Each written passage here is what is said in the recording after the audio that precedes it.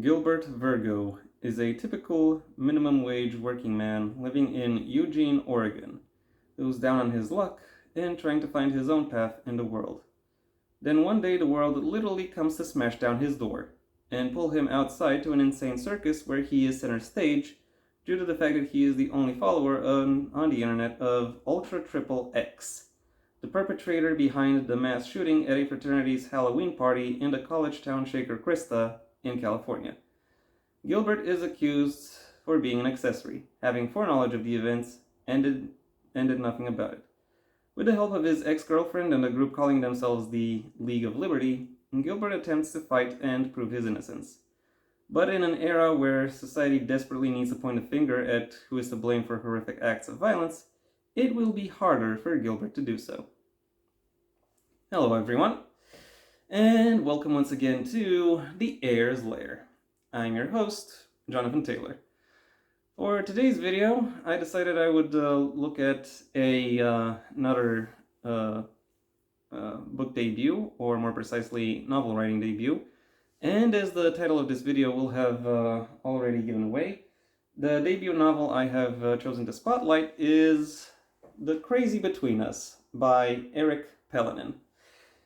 Ever since this book came out, Eric has written another book, and even though he has made no indication that it would be the case on his Twitter, which I will still call Twitter, for as long as I am capable of doing so,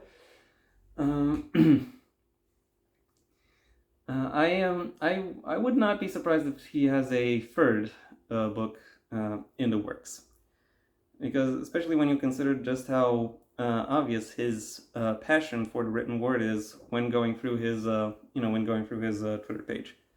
That being said, how is this passion translated within his actual writing?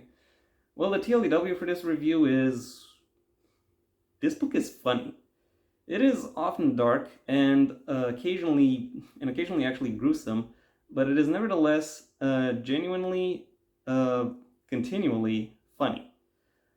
I would not say that every joke lands perfectly every time, but enough of them do to where this book, very much etches itself into the memory of its readers through all of the varied jokes and ridiculous situations within which the characters find themselves.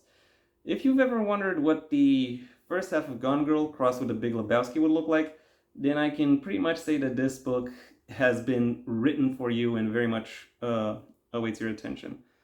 So yeah, I can only recommend it to you. In case you're looking for, and now that I'm done with that, in case you're looking for some more specific information, that's what the rest of this video is going to cover. The plot of this book follows Gilbert Virgo, spelled V-E-R-G-O, a down on his luck average guy who finds himself accused of being an accessory to mass murder. As he goes through the judicial process, he finds that the evidence against him is actually painfully slim. But he nevertheless still has to go through the motions in order to establish that he is in fact not guilty. Compounding that problem is the fact that the media is constantly hounding him, and also the fact that he himself also has a somewhat of an abrasive, nonchalant sense of humor as well as potty mouth, and gets him into a whole lot of trouble as various ridiculous situations crop up at every step throughout the plot of this book. Gilbert is quite consistently overwhelmed over the course of this book. However, the plotting is done effectively enough that even though readers notice that within him, they do not experience that same level of pressure and overload. It is paced. It is paced in such a way that every ridiculous situation basically goes from high point to high point with very little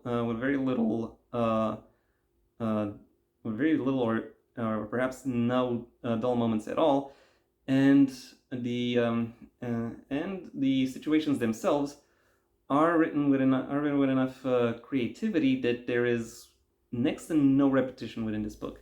This is very much the kind of book that you can just pick up and read in one sitting. It is, and reading through it is entertaining through and through.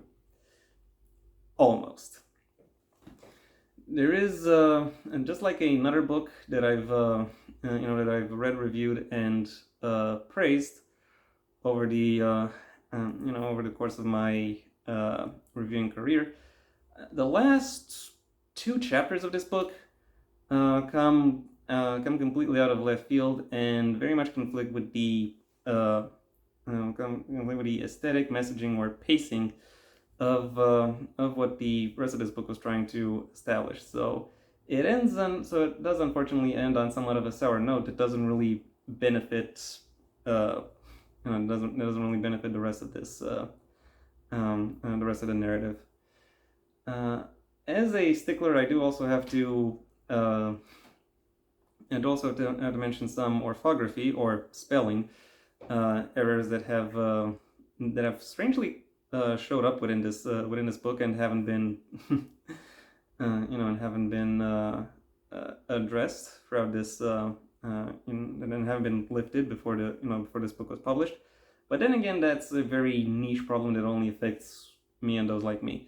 Something that is likely to affect other people is how the author actually constructs the jokes of this book. Now, don't get me wrong. I did say that a lot of these jokes are good and that this book is very funny.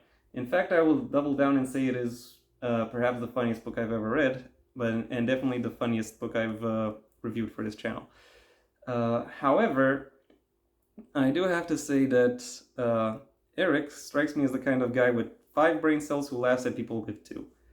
Or it could be that he is trying to channel his main character's perspective and sometimes overdoes it. Because there are various times when characters sorry about that, when characters appear overly stupid, selfish, short-sighted, or sadistic purely for the sake of the joke. This could be an eye of the beholder, your mileage may vary type situation, and I thought I would let you know, just what my eyes behold. Because while I think this book's humor is done well, I still think it could have been done better. The aspects of the book that actually work quite well when it comes to its humor is actually stem from the setting itself, and how Eric is able to showcase the various moving parts of the setting that that are relevant to the story and that ultimately make an impact in terms of the narrative. Because while a lot of the situations that the lead characters encounter are ridiculous, they do still nevertheless come across as plausible. And it is within this attention to the setting of the book that I think Eric's thoroughness is rewarded, because in going through it, he is able to find a lot of new and engaging opportunities to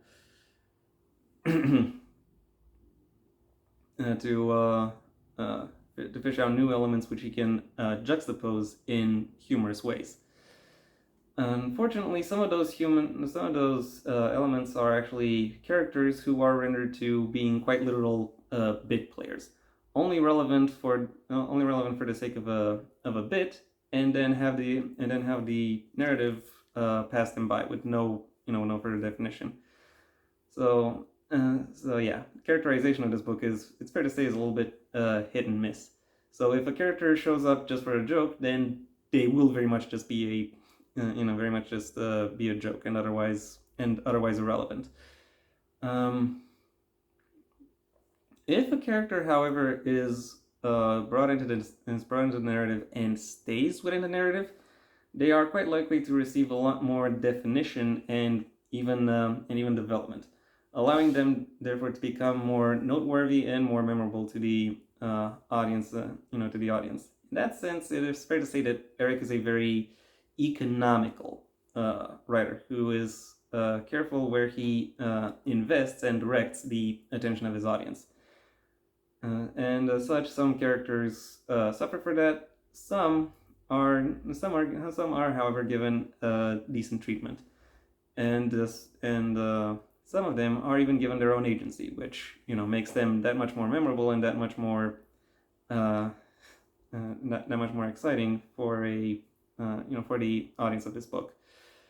Overall, in spite of some missteps, this dark comedy very much stands out when compared to its contemporaries through its for its very careful, very deliberate plotting, and its unconventional, acerbic, phlegmatic wit. My final rating for The Crazy Between Us is a 4 out of 5. And that was my review. Thank you for your attention. If you enjoyed it, well then please like the video, maybe even share it wherever you think other people will also like the video. If there is anything you'd like to add, either to the book itself or to my review of it, that's what the comment section is for. And if you want to see when my next video gets released, well then please subscribe. And ideally also ring the bell or do whatever else YouTube will ask of you in order to keep you notified. My books, the first of my own Heir to the Empire series, The Next Generation and The Path Not Taken, are available at various book retailers under their respective master links in the description down below. Right past my social media links, which I also suggest you check out should you choose to.